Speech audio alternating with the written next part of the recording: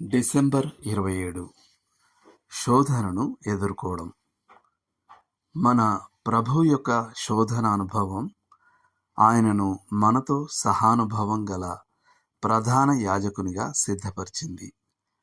యేసు శత్రువును మానవుడిగా ఎదుర్కొన్నాడే తప్ప దేవుని కుమారుడిగా కాదని మనం గమనించడం ప్రాముఖ్యం.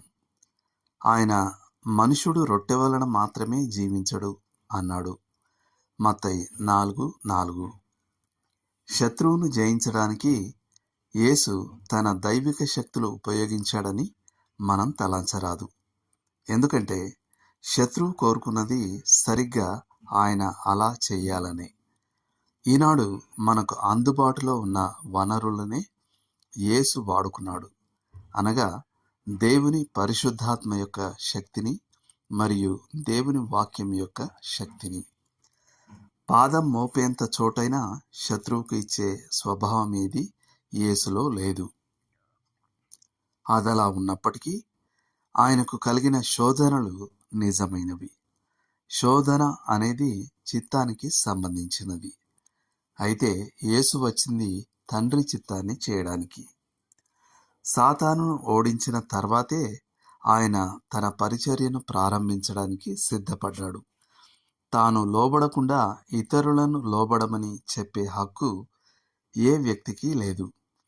మన ప్రభువు తాను మన గౌరవ విధేయతలకు యోగ్యుడైన పరిపూర్ణ రాజుగా నిరూపించుకున్నాడు.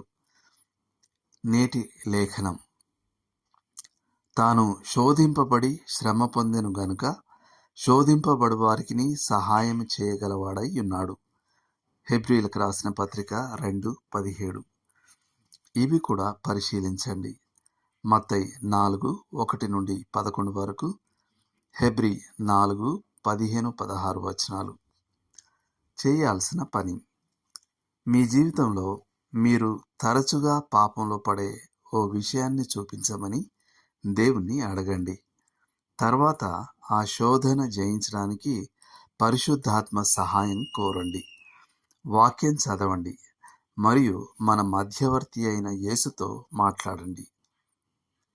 దేవుడు మిమ్మును దీవించును గాక. ఆమేన్.